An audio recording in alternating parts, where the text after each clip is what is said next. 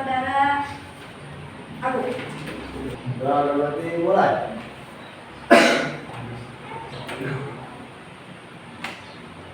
Selesai. Alhamdulillahirrahmanirrahim. Baik, sebelum kita mulai, Ibu akan absen dulu. Apakah hadir semua? Ya. Ada yang tidak hadir? Siapa?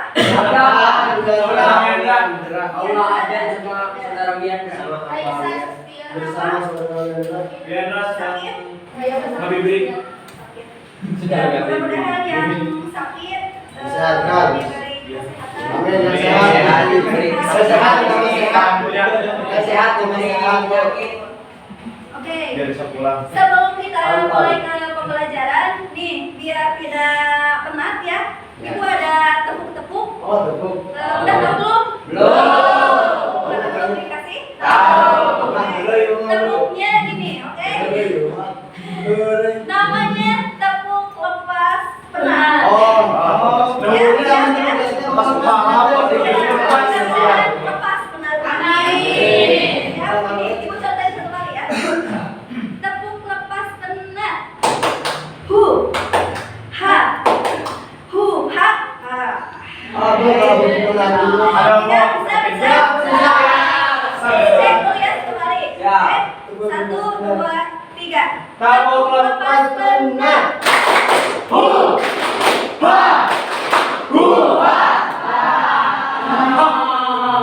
Lepas, penatnya lepas.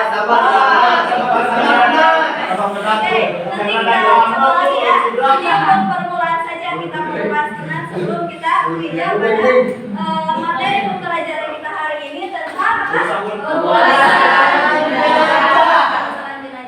Sebelum ke sini, sebelumnya ada yang pernah melihat atau misalkan ikut secara langsung Ikut jadi jenazah. pemulasaran jenazah? Belum. Belum pernah.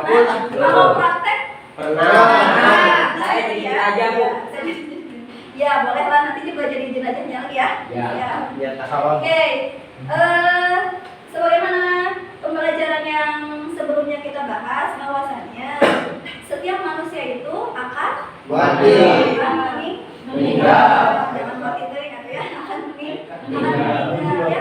Kullu nafsin Dha'iqatul maut. ya, sesungguhnya setiap ya yang dapat meninggal ya kita juga di sini pasti akan merasakan yang namanya ya sebelum meninggal sebelumnya mari kita bahas sebelum meninggal ya emang sebelum meninggal ya Meninggal. sebelum pemulasaran jenazah maksudnya ada yang namanya syakaratul Maut. jadi kita semua yang ada di dunia ini akan merasakan yang namanya syakaratul Maut. ya. Nah, ini kenapa bahwasannya sebenarnya kita hidup di dunia ini tidak bisa hidup sendiri. Ya, harus benar-benar menjalin komunikasi, menjalin silaturahmi, menjalin hubungan baik dengan sesama manusia. Karena kita setelah kita meninggal, kita tidak bisa apa? Apakah setelah meninggal mandi sendiri? Tidak. Tidak ya, sholat sendiri, merawatkan diri sendiri, tidak ya. Bahwasanya kita sebagai makhluk sosial benar-benar membutuhkan orang lain. gitu ya. Oke, nah tujuan kita mempelajari pemulasaran jenazah ini adalah karena kita sebagai makhluk sosial yang tadi ya, kita juga butuh dibantu orang lain ya, kita juga harus membantu orang lain. Gitu. Misalkan, nauzubillah ya, mudah-mudahan ya karena kalian memang akan datang kepada kita ya, kepada orang-orang terdekat kita, kepada orang tua kita, kepada saudara kita. Tapi kan mudah-mudahan nanti dulu. Itu kan takdir Allah, siapa yang tahu ya. Gitu. Cuman untuk persiapan kita harus bisa tata cara pemulasaran jenazah. Coba hukum dari pemulasaran jenazah ini kan fardu kifayah. Artinya apa? Bisa diwakilkan. Wajib yang bisa diwakilkan. Wajib yang besar. Iya, diwakilkan. Ketika sudah ada orang lain yang meninggal maka gugur kewajiban. Ya, jadi memang ketika ada yang sudah ada gitu ya, sudah ada yang memandikan, berarti kita tidak wajib lagi ikut masa semuanya gitu ya. Maka kita tidak wajib lagi untuk ikut memulasarakan jenazah gitu. Tapi kan alangkah baiknya kita juga bisa karena sunahnya itu ketika ada orang yang meninggal dimandikan, dikafani itu oleh keluarga terdekat. Ya, oleh keluarga terdekat gitu. Kalau misalkan nauzubillah orang tua kita suatu saat meninggal gitu ya, baiknya kan kita yang memandikan, kita yang mengkafani gitu. Ya, makanya tujuan dari pembelajaran ini adalah ya supaya kita bisa gitu, sebagai umat muslim kita harus bisa memulasarakan jenazah. Untuk nanti teknik penilaian yang akan dilakukan setelah pembelajaran pemulasaran jenazah ini akan dilakukan praktek dan pengisian LKPD ya. Nanti link LKPD-nya akan Ibu share ke kalian melalui WA group. Oke? Ya. Ya. Sekarang kan udah canggih ya. Jadi tidak perlu bagikan kertas lagi. Kalian nanti tinggal klik linknya, langsung muncul apa-apa saja yang harus kalian kerjakan. Oke, sebelum kita lanjut, kita akan sedikit menonton dulu tayangan tentang tata cara pemulasaraan jenazah.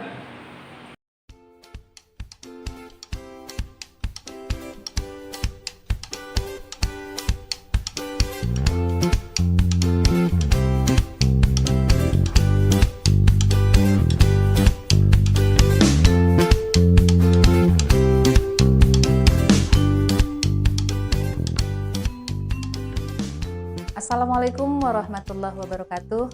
Hamdan wa syukralillah, salatan wa salaman ala rasulillah. Ananda sekalian, pada kesempatan yang berbahagia ini kita akan menjelaskan bagaimana cara menyelenggarakan jenazah, khususnya memandikan jenazah. Namun sebelumnya perlu Bunda jelaskan kepada Ananda bahwa jenazah itu adalah jasad atau orang yang sudah meninggal dunia. Hukum memandikan jenazah ini adalah fardu kifayah. Adapun kewajiban seorang muslim terhadap muslim yang lainnya ketika meninggal dunia ada 4 hal. Yang pertama, memandikan jenazah. Yang kedua, mengafankan jenazah. Yang ketiga, menyolatkan jenazah. Dan yang keempat, menguburkan jenazah. Syarat-syarat mayat yang wajib untuk dimandikan. Yang pertama, mayat itu adalah seorang muslim, bukan kafir. Nah, kemudian ada sebahagian tubuh mayat yang dapat dimandikan.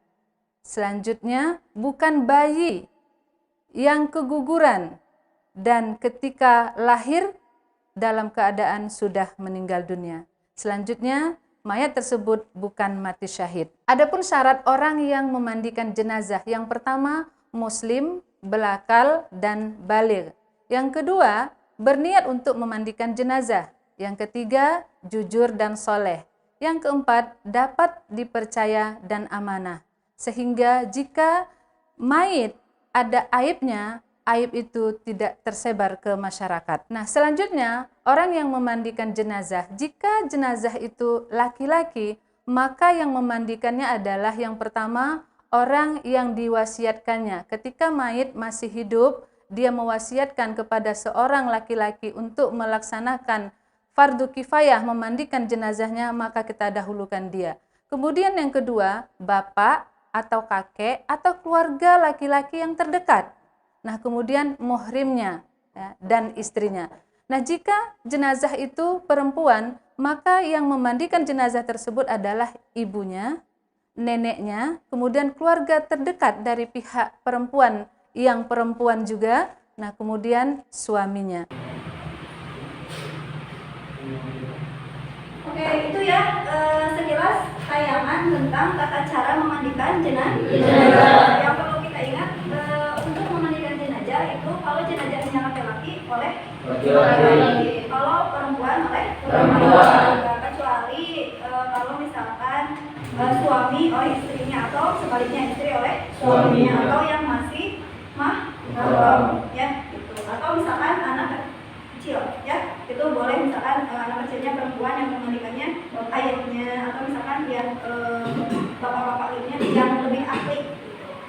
boleh, tidak apa-apa.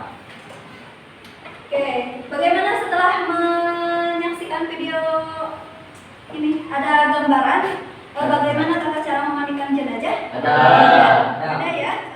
Bahwasanya ya pada umumnya memandikan jenazah ini adalah seperti ini. Nanti setelah ini kita akan berdiskusi dan mempraktekkan secara langsung bagaimana tata cara memandikan jenazah. Oke, ada yang ngantuk? Kita tepuk dulu ya. Tepuk. Tepuk lepas penat.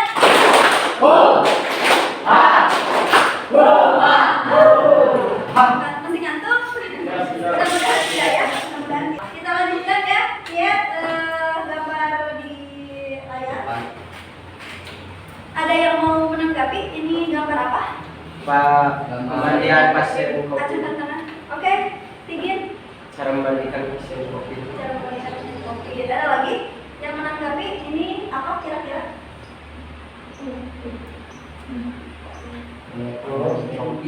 Ah? Ya, Perempuan? ini mayat korban COVID kita. Ya, oke, cukup ya. Betul, yang dilihat oleh kalian di sini adalah gambar ketika ada salah satu pasien COVID yang meninggal dunia. Ya.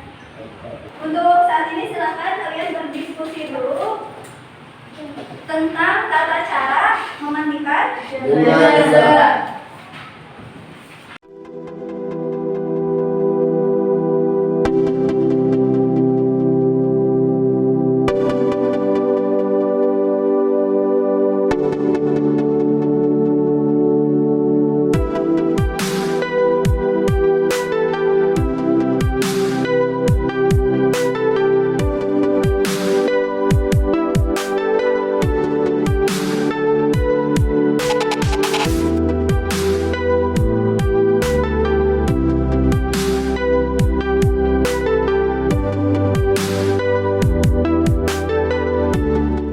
Assalamualaikum warahmatullahi wabarakatuh. Waalaikumsalam warahmatullahi wabarakatuh.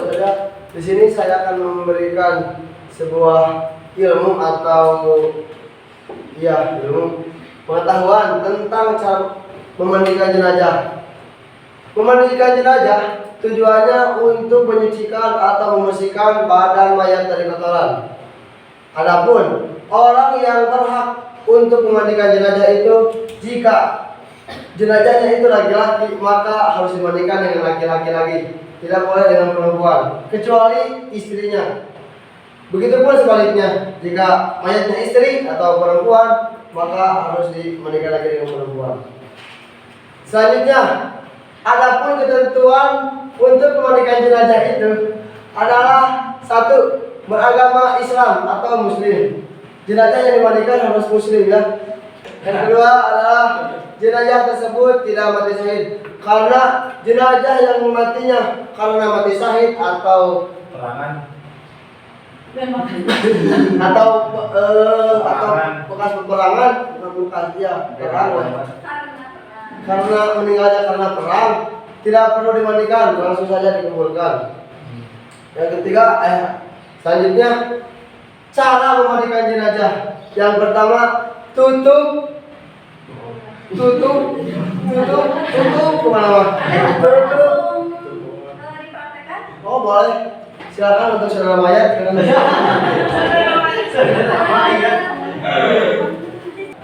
Oke, yang pertama untuk pemulasaraan jenazah ini atau memandikan jenazah ini, tutup aurat utama si mayit. Maksudnya organ ini paling penting harus ditutup, jangan sampai kelihatan. Boleh di sini, boleh juga di sini sampai sana. Itu lebih sunahnya. Untuk yang keduanya, memandikan jenazah harus di tempat yang tertutup. Ini seperti contoh terbuka, ini jangan seperti ini. Tapi misalkan ada tutupan sinyak atau apa, nah gitu. Selanjutnya, orang yang memandikan jenazah harus pakai sarung tangan agar tidak berkesinambungan. Yang selanjutnya, Mayat jangan tidur. mayat sebelum memandikan mayat harus diwudukan terlebih dahulu. Yang dimulai dengan memasuk tangannya. Itu wuduan dulu aja. Contohnya seperti ini. Oke. Tangannya. Nah, Mana gak kelihatan? tangan terus. Setelah tangan kita masuk ke bagian tubuh yang wajib diwudui saja. Tangan, kemudian muka. Muka itu wudu, kemudian kepala. Kepala.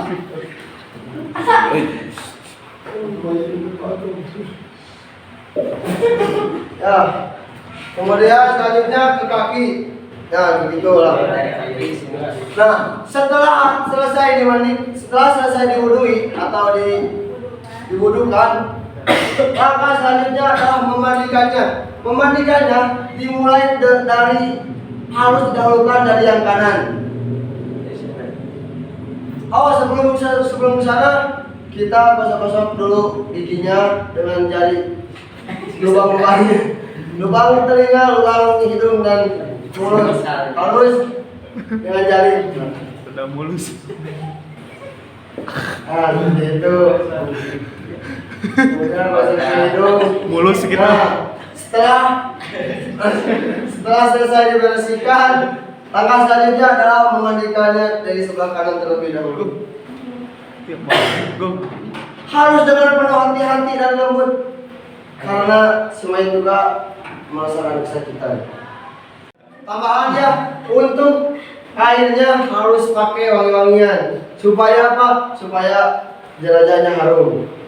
Nah, untuk apa sih kita memandikan jenazah? Tentunya kita perlu mengambil hikmah atau memetik pelajarannya. Yang pertama adalah untuk mentadaburi bahwa diri kita akan mengalami kematian seperti ini. Jadi kita harus bisa membantu orang lain. Agar apa? Agar kita dibantu ketika meninggal. Sekian dari saya. Wassalamualaikum warahmatullahi wabarakatuh.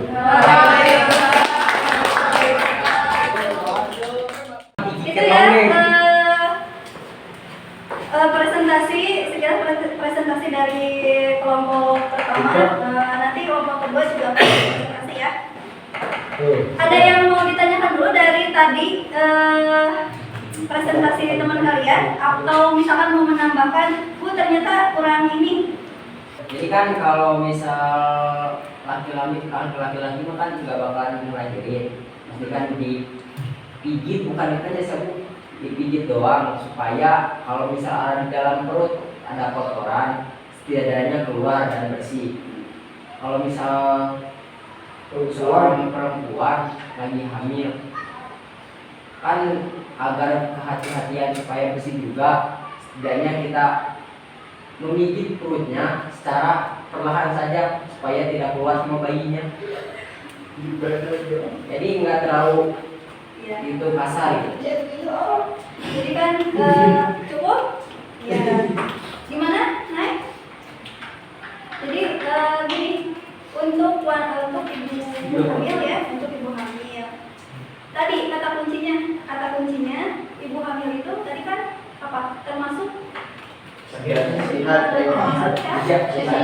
ya, tapi pada umumnya sekarang itu meskipun ibu hamil kemudian meninggal itu tetap dimandikan ya, tetap dimandikan. Untuk tata caranya memang nanti ada tata cara ya. Ada batas minimal kesempurnaan, ada batas minimal, ada kesempurnaan sedang, dan terakhir ada kesempurnaan. Ini bukan mungkin ya, kesempurnaan maksimal ya, ada kesempurnaan maksimal. Jadi boleh sebenarnya ketika memandikan jenazah, apalagi jenazahnya yang tadi mati syahid ya, hanya oleh batas maksimal. Jadi menghilangkan najis yang ada di tubuh mayat, kemudian mengguyurkan air secara merata ke seluruh tubuh. Jadi step-step yang tadi sebenarnya boleh juga tidak dilakukan kepada orang yang mati atau pada keadaan darurat gitu. Jadi untuk tata cara memandikan jenazah ini sebenarnya ada 4 macam tadi ya. Ini yang kesempurnaan batas minimal, kesempurnaan minimalnya.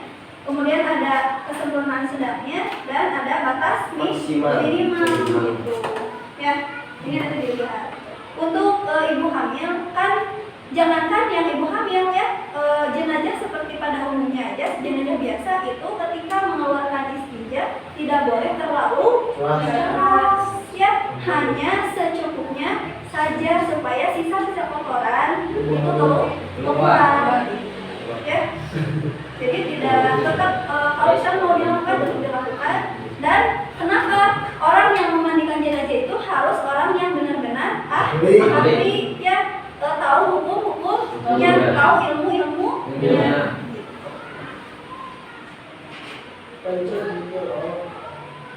Kita akan bahas. Tadi sudah bagus ya presentasi dan tata cara memandikan jenazah, itu sangat apresiasi sekali. Padahal kita baru saja belajar ya, baru saja berdiskusi, baru saja mempraktekkan tata cara memandikan jenazah. Untuk tambahannya sedikit tentang pemulasaran jenazah.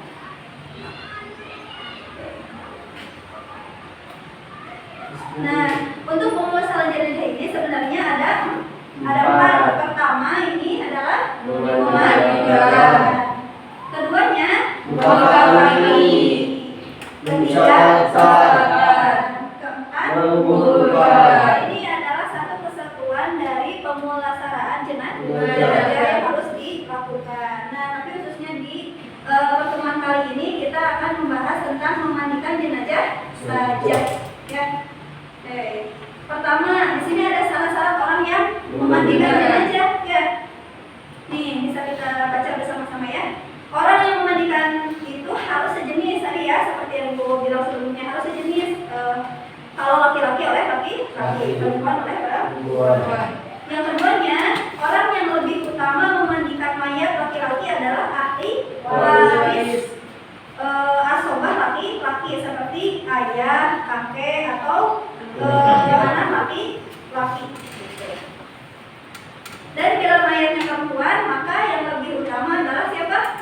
Perempuan yang masih memiliki hubungan kerabat atau yang masih saudara ya. Kalau misalkan adik sama kakaknya, kakak sama adiknya, atau sama bibi sama bibinya ya. Atau ibu sama anaknya, anak sama ibunya. Makanya dari itu kita juga harus ya bisa tentang tata cara pemulasaraan jenazah ini ya, agar saudara kita nanti ketika ada yang meninggal kita sendiri yang memandikan. Yang terakhir, orang yang memandikan dan orang yang membantunya adalah orang yang memiliki sifat amanah. Kenapa coba? Menjaga air. Supaya aib-aib dari jenazah tersebut itu terjaga ya, tidak diumbar-umbar. Ya. Selanjutnya alat yang diperlukan tadi sudah ini ya, tadi ada apa aja? Air. Tempat memandikan. Pertama, tempat memandikan biasanya pada umumnya itu ya, bisa dilihat di gambar, pada umumnya seperti itu. Kemudian air bersih, kapas dan wangian, bubuk kapur, baru sabun, sarung tangan, wadah, baskom. Ada tambahan lagi bisa tadi ya, masker gitu ya, masker. Atau tadi seperti yang di video sebelumnya itu memakai celemek ya, memakai celemek khusus untuk menutupi badan. Ya. Selanjutnya ada ketika memandikan jenazah. Ini harus diperhatikan ya. Ketika memandikan jenazah, yang pertama haram melihat aurat mayat kecuali untuk kesempurnaan memandikan. Makanya tadi lebih bagusnya sunahnya bukan hanya auratnya saja yang ditutupi, tapi seluruh badannya, gitu ya, seluruh badannya ditutupi. Nah, kecuali boleh tidak itu memastikan bahwasanya tidak ada kotoran yang menempel, gitu ya. Yang keduanya wajib memakai alas tangan ketika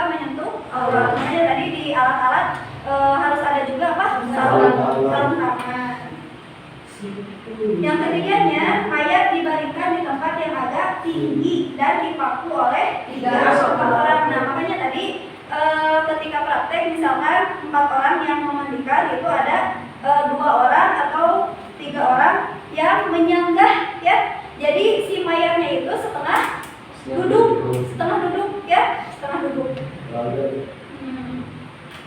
Mayat dimandikan dalam keadaan tertutup semua anggota tubuhnya yang tadi ya. Jika tidak mungkin maka aurat saja yang ditutupi. Jika misalnya tidak mungkin karena gak ada kainnya, misalnya kainnya kecil, itu tidak boleh. Yang penting aurat utamanya itu tertutupi. Ya. Terakhir, sunnah menutup wajah mayat dari awal sampai akhir. Ya, makanya tadi kalau misalkan tadi pakai sarung yang panjang itu ya, dari ujung kaki sampai kepala itu ditutup. Ya. Nah, untuk tata cara memandikan tadi ya, ada batas minimal kesempurnaan. Jadi ini benar-benar detail dari mulai tadi yang dipraktekkan ya, mengeluarkan istinjanya, membasuh atau mengeluarkan kotoran-kotoran dari berbagai lubang tubuh ya. Nah, ini ada batas minimal menghilangkan najis yang ada di tubuh mayat, kemudian menghilangkan air secara merata ke seluruh tubuh mayat. Ini kesempurnaan sedang. Di sini kesempurnaan sedang maksudnya tata caranya yang tadi ya, yang kesempurnaan minimal, yang tadi yang detail. Kemudian ditambahkan akhirnya untuk membersihkan jenazah oleh air ya, yang terakhir. Hanya itu saja. Nah, ini juga sama. Kalau yang di kesempurnaan sedang itu ditambah ya 5 kali, berarti jadi 7 kali, karena yang tadi 2 kali ya untuk membersihkan terakhir. Nah, kalau yang di kesempurnaan sedang ini ditambah 5 kali, berarti jadi 7 kali. Untuk yang kesempurnaan maksimal ini ditambahkan berapa? 3 sama 5. Ya, 3 kali ya. Jadi totalnya ini adalah 9 kali basuhan, lebih sempurna dalam membersihkan terakhir. Kemudian ini ada niat mewudukan jenazah. Nawa itu wudu'a sunnah bihadza. Ini salah satu hikmah dari materi ini ya. Ini salah satunya ya. Hendaklah kita semua selalu mengingat dan menyiapkan bekal di akhirat nanti dengan amal-amal kebaikan.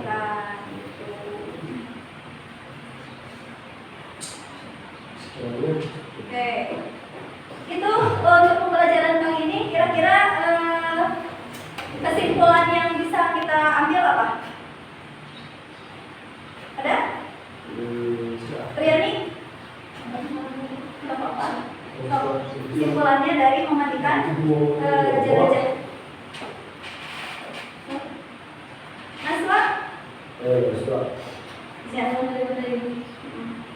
Jadi kita butuh mempelajari bagaimana kita cara memandikan jenazah dari mulai awal yang harus dipersiapkan, kemudian latihan praktek tadi yang dipesankan oleh Bapak Bupati, biar kita memahami untuk nanti praktek ke masyarakat. Oke, ada lagi dari laki-lakinya? Kesimpulan apa yang bisa diambil dari pembelajaran ini? Yuda? Setuju. Kesimpulannya? Kesimpulan dari pembelajaran ini. Ya, cukup ya tadi yang dikatakan Naswa dan mewakili teman-temannya. Oke, untuk pembelajaran kali ini, alhamdulillah materinya hanya tentang memandikan jenazah, karena lumayan ya kalau misalkan disatukan dengan kafani itu tidak akan cukup waktunya. Jadi untuk di pembelajaran selanjutnya akan dipelajari tentang mengkafani dan menguburkan jenazah. Ya. Nah, setelah ini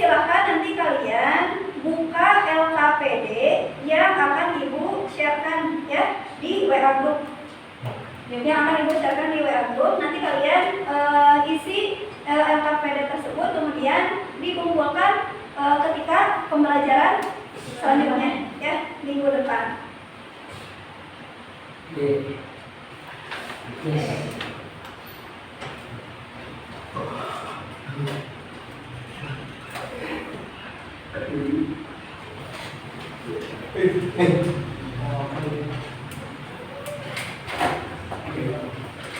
Udah ya?